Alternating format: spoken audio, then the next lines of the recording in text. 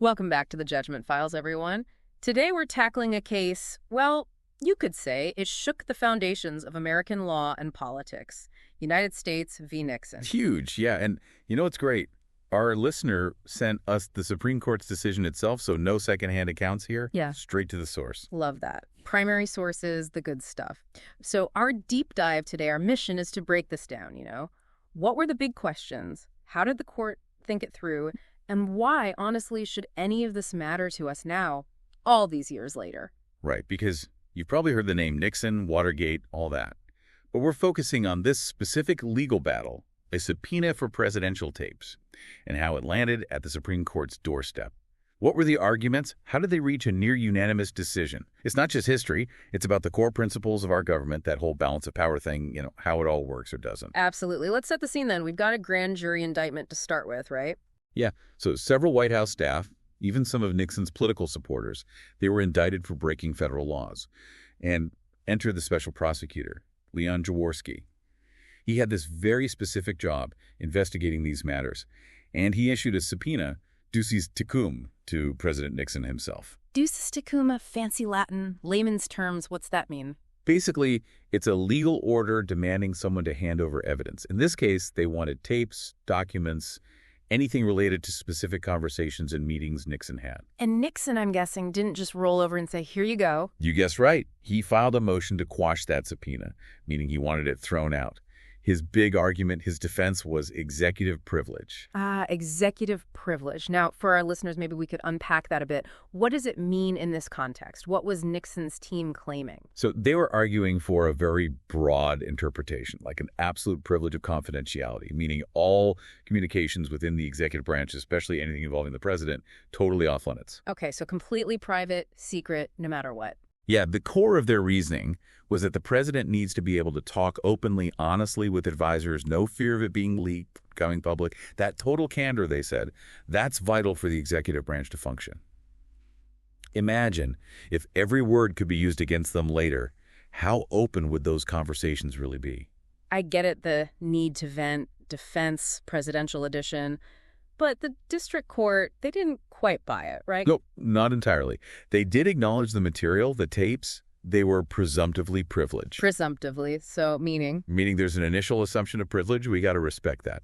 But, and here's the kicker, they said the special prosecutor had shown enough cause to overcome that presumption. So not just taking his word for it. Right. They ordered an in-camera examination. In camera. For folks at home, translate that legal jargon. Sure. It just means the judge, privately in chambers, reviews those tapes and documents to decide what's actually relevant, what could be used as evidence in the trial, not a free-for-all. Okay, so checks and balances in action already. The district court pushing back, saying this isn't just an internal matter, and they have the authority to, well, peek under the hood, so to speak. Exactly.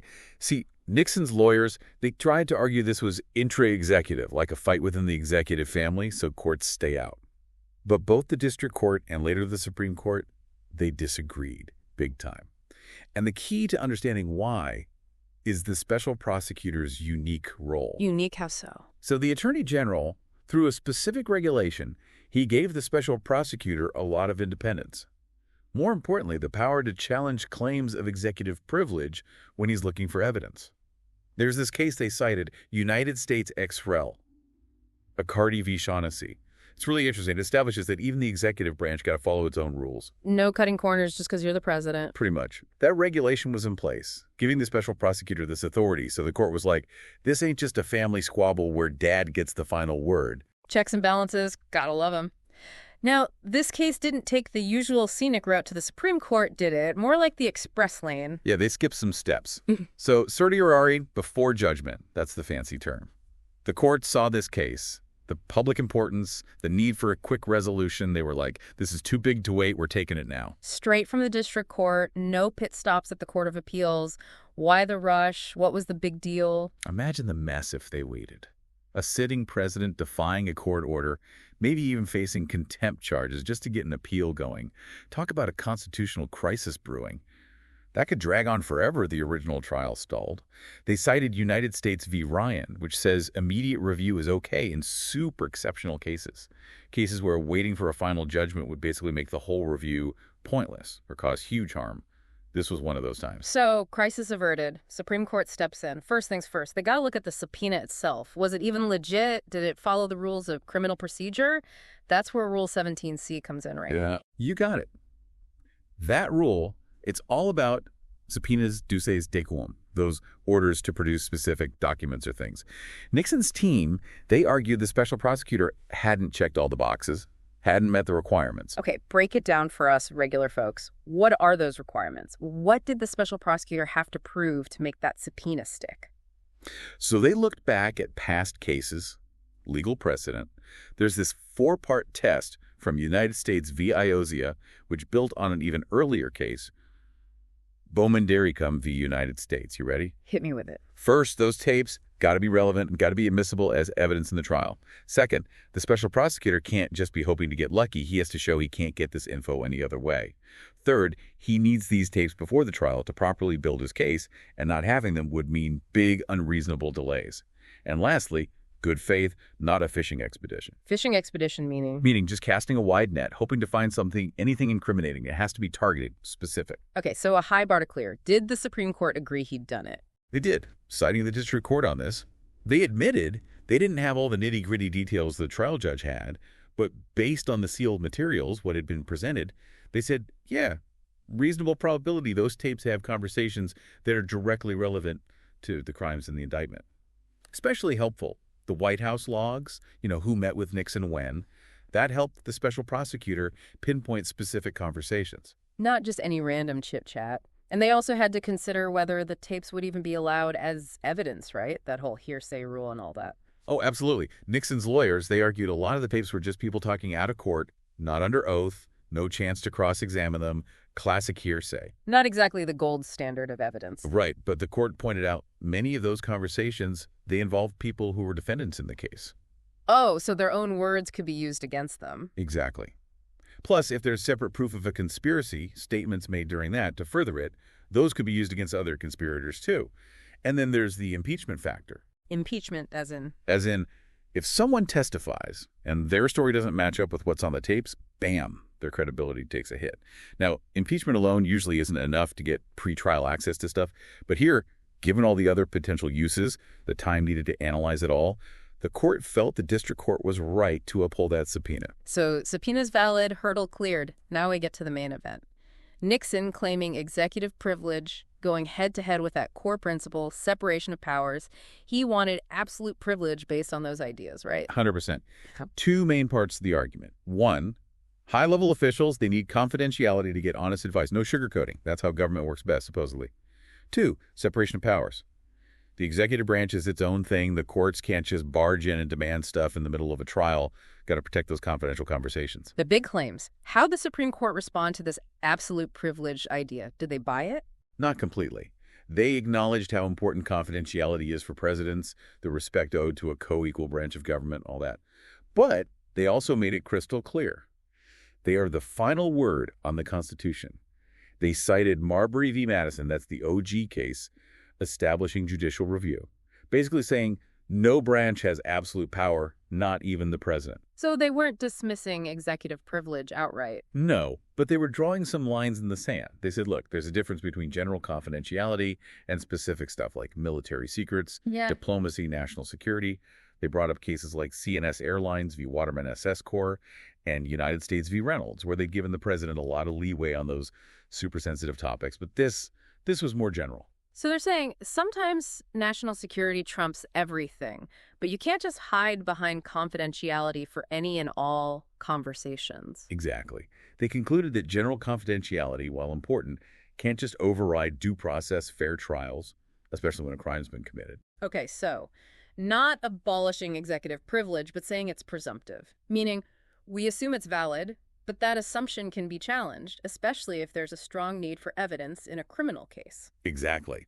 They affirmed that, yes, there is this presumptive privilege for presidential communications. That makes sense. Candid advice, separation of powers. They even quoted Chief Justice Marshall from way back in the Burr case, saying compelling a president to produce evidence, that's different than asking any Joe Schmo. Got to treat the office with respect. But, and here's the kicker, they also said that presumption can be overcome. If you need that evidence for a trial, that's a big deal. They hammered home this basic idea: the public has a right to every man's evidence, except for those very specific established privileges in the Constitution, common law, statutes, and we don't create those lightly. Sounds like a balancing act, respecting the presidency, but also upholding the law, the idea that no one's above it. You nailed it. They wanted to find that sweet spot, where both the executive and judicial branches can function. The president needs some secrecy to do his job, but justice needs evidence to be served. In the end, a general, "I'm the president, I don't have to share," just didn't cut it in this specific case. And that brings us to their decision on that in-camera inspection. Yeah. They upheld the district court's order for the judge to review the tapes in private, right? Yes, they did. They said the district court, they've got a big responsibility here. They got to make sure anything not relevant, not admissible as evidence, that stuff gets handled with a high degree of respect due the president and returned to the White House, sealed up tight. Okay, so not a free pass for the special prosecutor to just rummage through everything. Right, safeguards in place. Supreme Court was very clear: until something's deemed relevant and admissible, specifically released to the special prosecutor, nobody else sees it. So actually anything the judge decides is privileged, irrelevant. Back it goes, under seal, extra protected. So, a compromise. Presidential communications have some initial protection, but it's not a get-out-of-jail-free card. And who decides when that protection has to give way?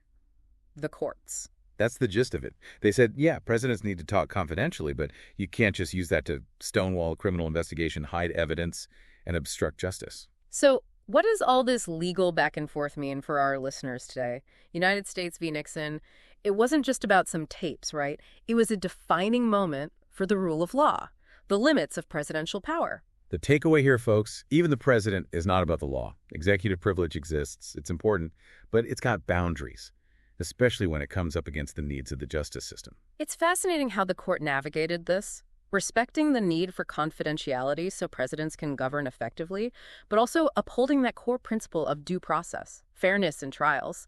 That in-camera process, that was key to striking that balance. This case, it raises some really big questions, and they're still relevant. How do we make sure our leaders are accountable, even the highest ones, while still protecting their ability to get honest advice? What does this case mean for the separation of powers today? Big, important questions worth thinking about. We encourage you all to really consider the principles at play in United States v. Nixon. This wasn't just a historical blip. It shapes how we understand American government to this day. That balance between power and accountability, it's ongoing, and this case was a pivotal moment in that story.